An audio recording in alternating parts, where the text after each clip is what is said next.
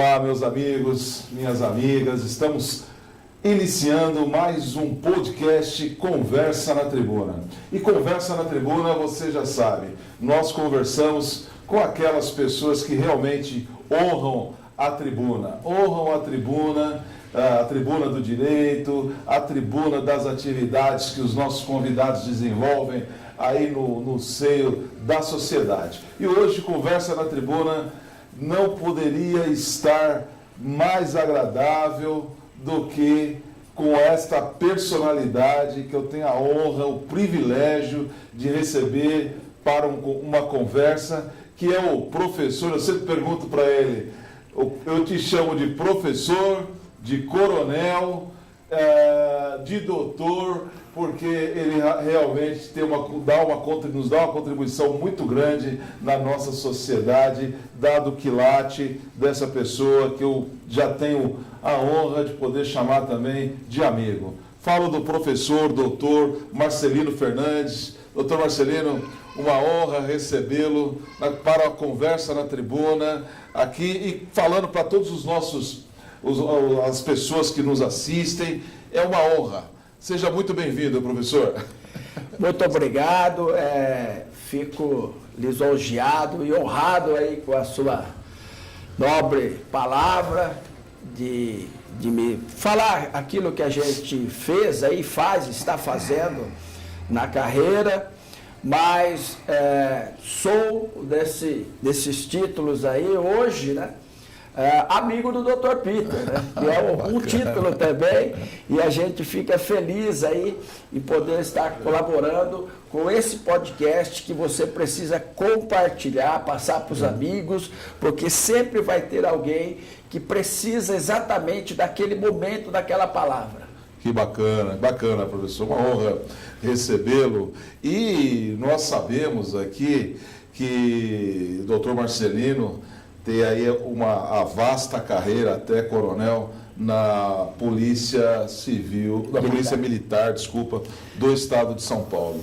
E o que te levou a escolher essa carreira? Quais as dificuldades da carreira em ser policial no Estado de São Paulo? Gostaria que você, doutor, falasse um pouco mais para aqueles que estão nos assistindo sobre a carreira de policial. Então, a carreira policial, eu tive um contato, meu pai, né, ele era policial militar, e até então, eu, 13 anos de idade, eu trabalhava no restaurante Frango Assado como cumim, aquele que é auxiliar do garçom, né? O frango assado que existe até hoje, da Dutra, né? Quiser patrocinar o podcast, está aí. Então, a gente trabalhava lá de balconista e cumim no horário do almoço e do jantar. 3 dias por semana, sexta, sábado, domingo. E meu pai, ele trabalhava na polícia e fazia bico de segurança nesse bar para o fechamento. E teve um dia que ele parou lá com uma viatura muito grande. Desceu um cara cheio de estrela, com cap bonito e tal. Eu tinha 13 anos, vi aquilo, fiquei, né, até assombrado com aquela imagem, prestou continência pro cara, o cara foi embora. Aí meu pai foi, trocou a roupa, pá, voltou. Eu falei, pai, ele não gostava, né, porque ele era segurança, que um garoto ali chamasse ele de pai no ambiente de trabalho. Que é, menino? Eu falei, quem é aquele cara? Que cara? Aquele que o senhor fez continência e tal. Ele falou, aquele lá é o coronel, comanda de Guararema até a divisa com o Rio de Janeiro e todo o litoral norte. Comanda mais de 5 mil policiais aqui no cone, né? No cone leste do estado. Eu falei, ué, então eu quero ser coronel. Meu pai deu risada de mim. E o garçom que estava do meu lado falou, você não consegue bater as metas de vender coxinha de frango? Você vai querer ser coronel? E aqui naquele momento eu fiquei triste, viu? Fiquei magoado. Poxa. E tanto é que eu lembro disso. Mas naquele dia eu falei, eu vou ser coronel, com 13 anos. E ali começou eu me preparar. Antes disso trabalhei no Itaú. antes de trabalhar no Fragaçado, engraxei sapato, fui vender pastel na feira e tal. E aí, eu, no Itaú, eu servi o Exército, né? Aí eu entrei no Itaú e nesse ano fiz 2 anos de cursinho preparatório e consegui entrar no Barro Branco, né? Meu pai não viu eu ser coronel, faleceu antes, mas ele viu eu ser capitão, até capitão ele viu. Mas a minha formatura, eu abracei ele e falei, obrigado do senhor ter quebrado as minhas caixas de sapato e me levado para trabalhar no restaurante Fragaçado, porque ali eu vi um coronel e eu vou ser coronel. Ali meu pai chorou, eu chorei também, e ali eu perdoei o meu pai, porque o perdão liberta, o perdão reconstrói. E ali, a partir dali, né, eu tive a carreira policial militar até chegar a coronel, corregedor-geral da polícia, de 90 mil homens e mulheres, né, da ativa e mais 30 mil inativos, que o corregedor também é do pessoal que está aposentado, né, ou seja, não existe aposentadoria no meio militar, a gente usa esse termo, mas é ou reserva ou reformado, né, no caso daqueles que estão na reserva.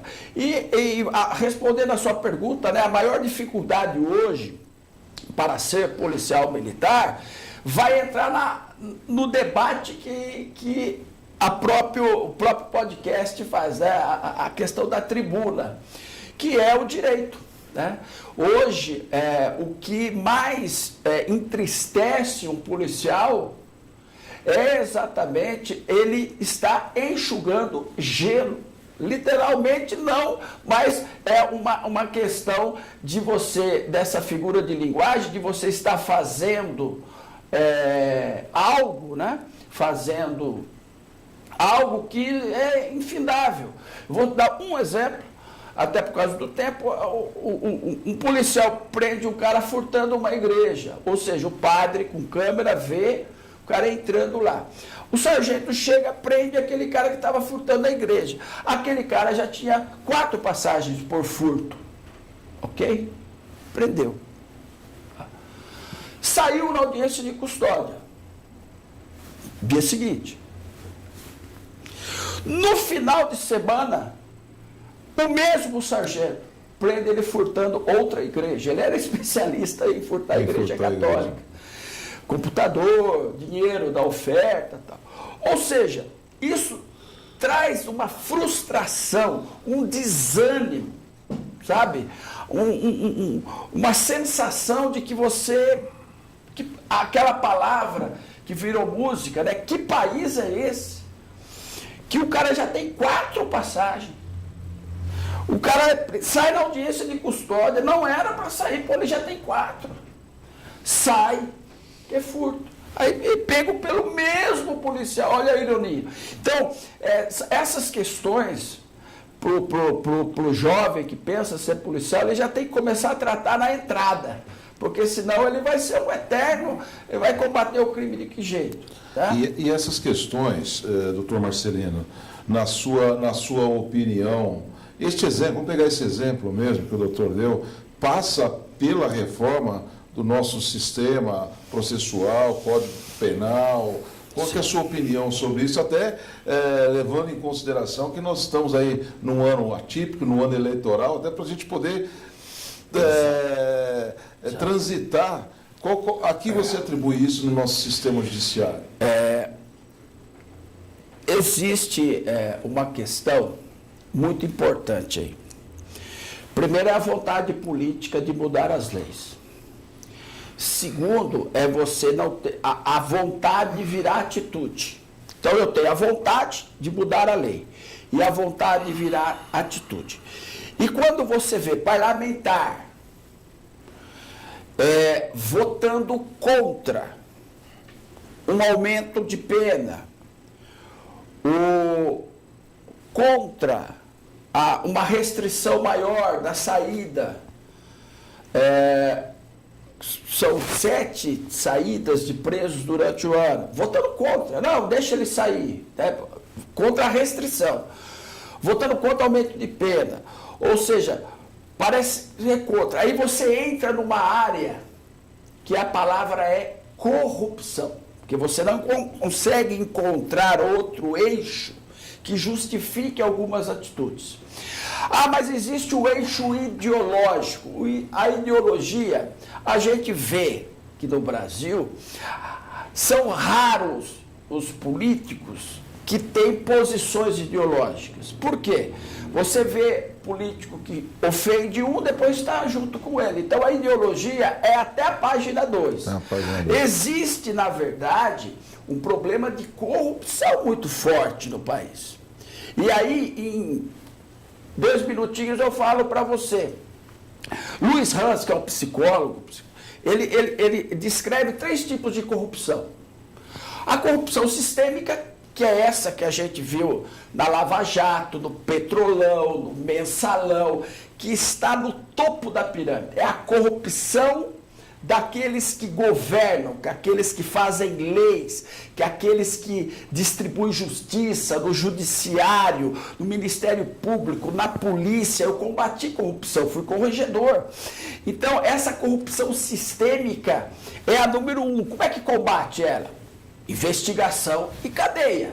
Se você gera impunidade na corrupção sistêmica, você estimula as outras corrupções. Mas quais são? Porque essa sistêmica é a primeira casca da cebola.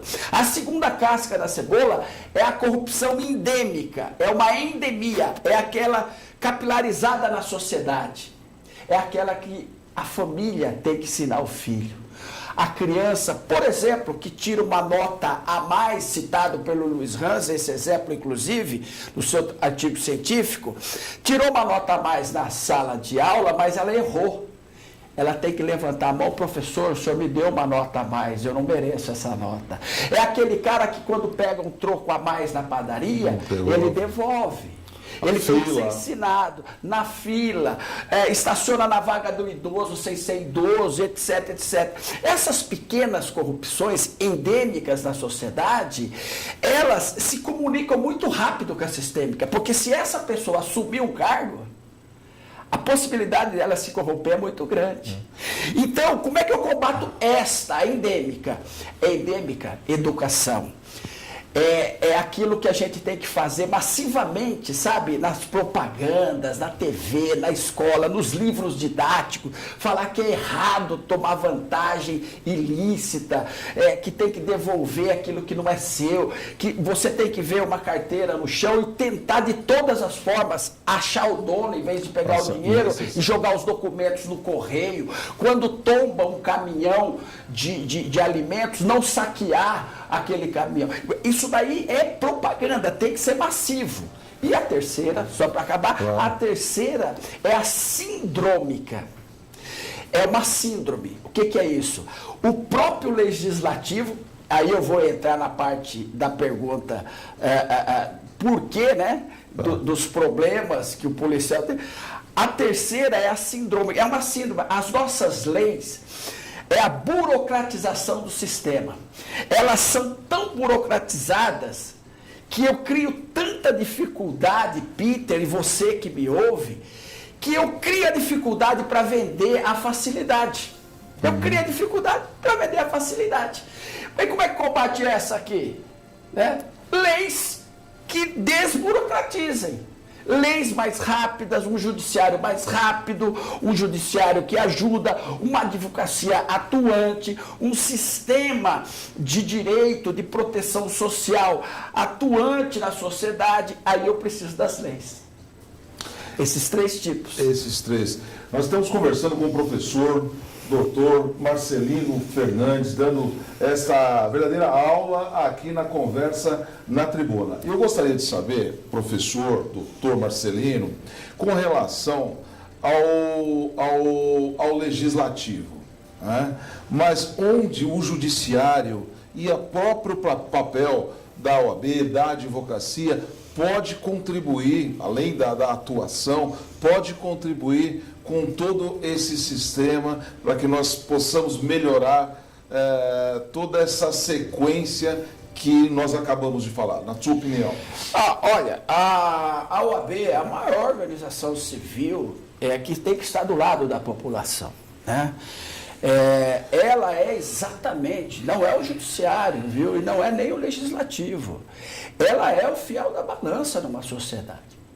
A OAB, os líderes da OAB, e você faz muito bem isso na subseção Santana, é exatamente buscar mecanismos de não só olhar para dentro de uma subseção ou de uma seção estadual ou da própria OAB nacional, ficar olhando só para dentro. Ótimo, eu tenho que buscar uma melhor condição para o advogado trabalhar, ótimo, mas eu tenho que ter um espectro de abrangência social, que é o que você faz, de visitar lideranças, de propor convênios para que o advogado possa fazer uma pós-graduação gratuita, ou seja, você ter efetivamente uma visão ampla da advocacia, não ficar só olhando para dentro do direito, que é a função, mas olhar para a sociedade, gritar, falar, advogar é falar pelo outro, e a instituição OAB, ela tem que falar pela sociedade brasileira. Então ela precisa gritar antes de todos, ela não pode ser o último a gritar. Depois que todo mundo falou que está errado algo, por exemplo, então, isso aqui está errado, o judiciário fez isso errado. Aí, o povo vai à rua, fala que está errado. O legislativo vai à rua, pede impeachment e fala que está errado. Vários juízes da associação assinam e falam, aí a última OAB, isso está errado. Não! A OAB tem que ser o primeiro a gritar.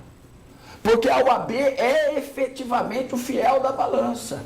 Perfeito.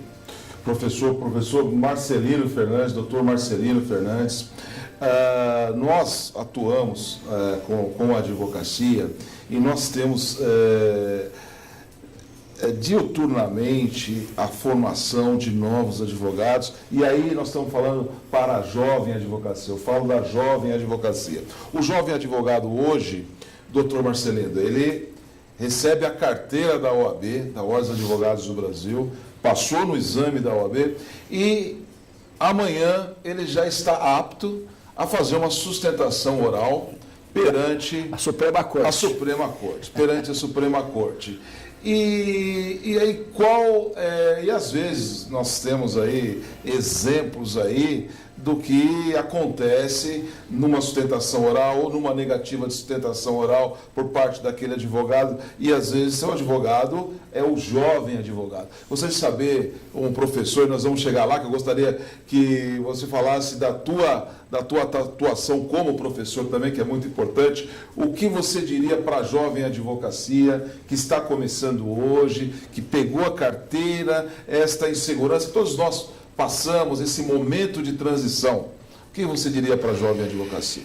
É o seguinte, então, vou aproveitar aí pelo avançado da hora, já fazer os dois eixos, né, professor e advogado. Até porque eu ministro aula para a OAB desde 2003, portanto, 11 anos ministrando aula para a primeira e segunda fase da OAB. A minha matéria é Direito Administrativo.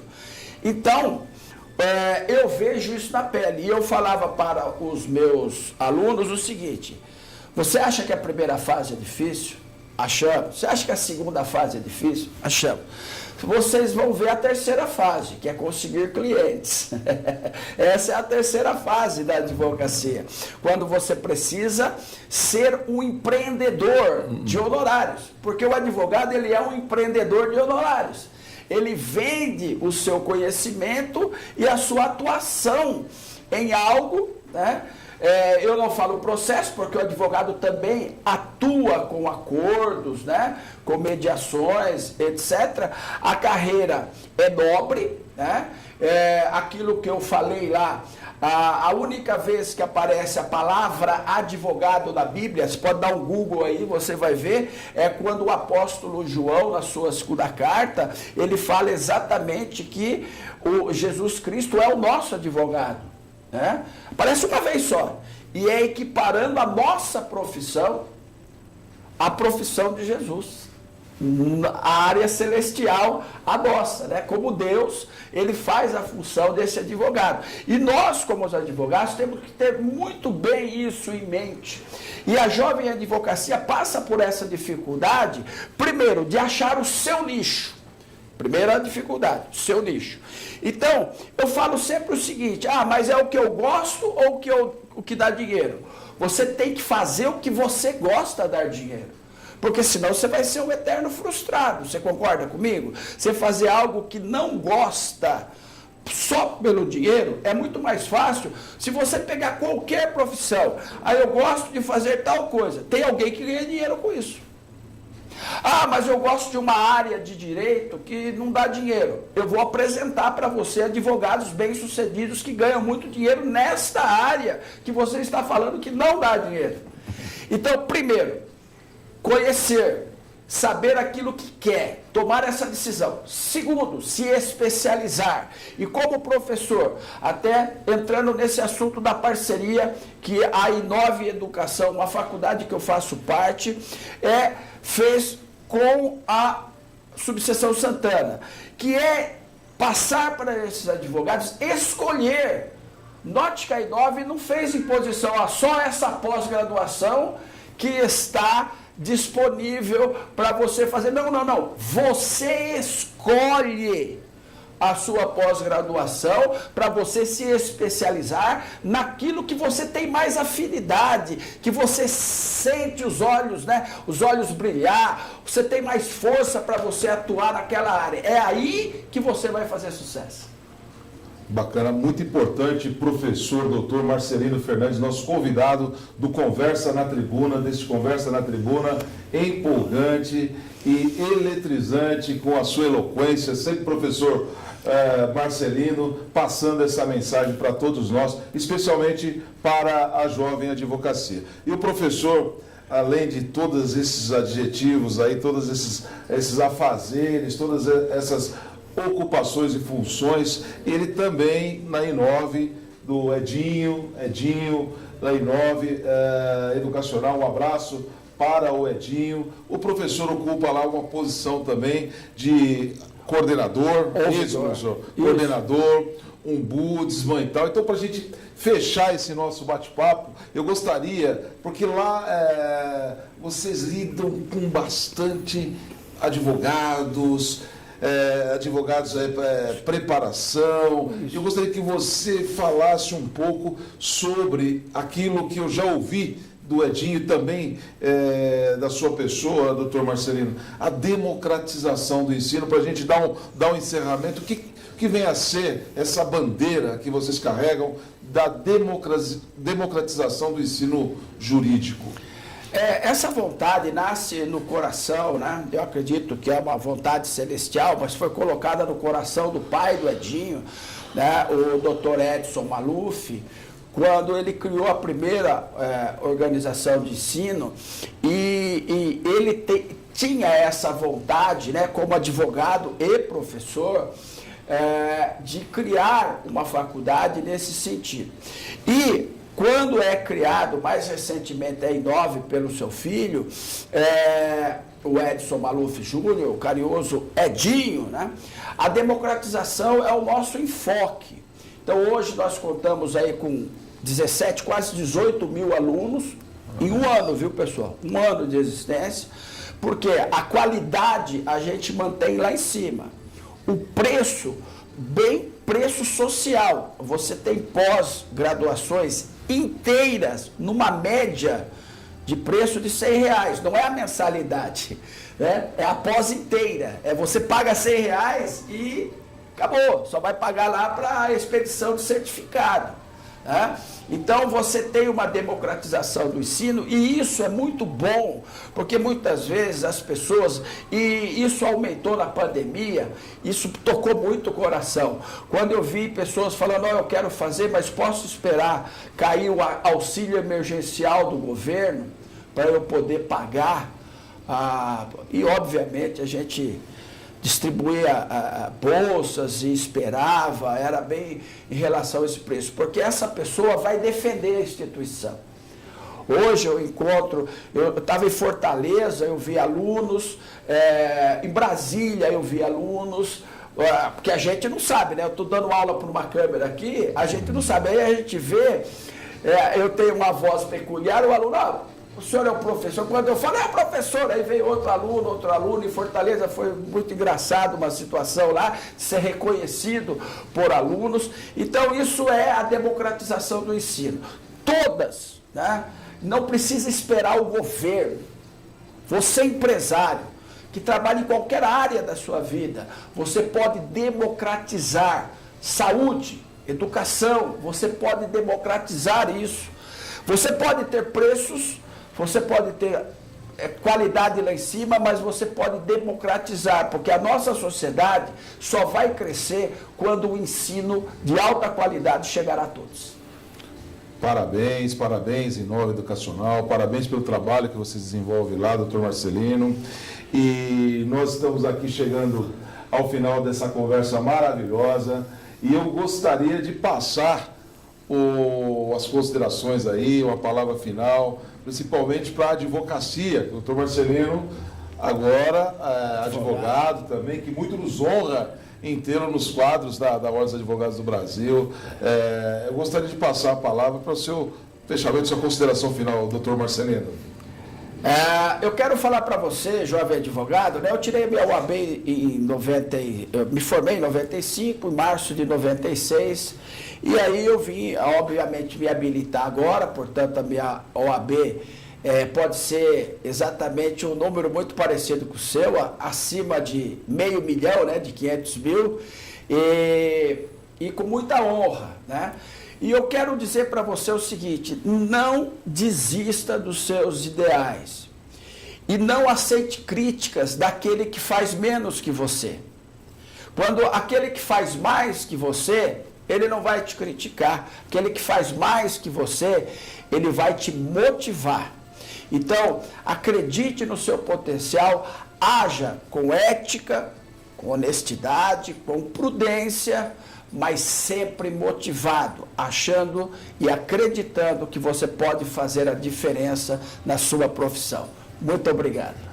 Obrigado, professor, doutor, coronel, meu amigo Marcelino Fernandes, doutor Marcelino Fernandes. E você sabe, aqui a conversa é na tribuna. E na tribuna, conversa com Peter Souza, vem aqueles que realmente têm algo de especial para dizer, não só a advocacia, mas para toda a nossa sociedade, que é isso exatamente que nós precisamos. Então, espero você, agradecendo ao doutor Marcelino, mandando um abraço para o Edinho, lá da Inova Educacional, e agradecendo aí a todos vocês que prestigiam o nosso canal, todos vocês que estão conosco. Convido para o próximo Conversa na Tribuna, deixando aí o meu fraterno abraço a todos os amigos e amigas que acompanham o nosso podcast. Fraterno abraço a todos.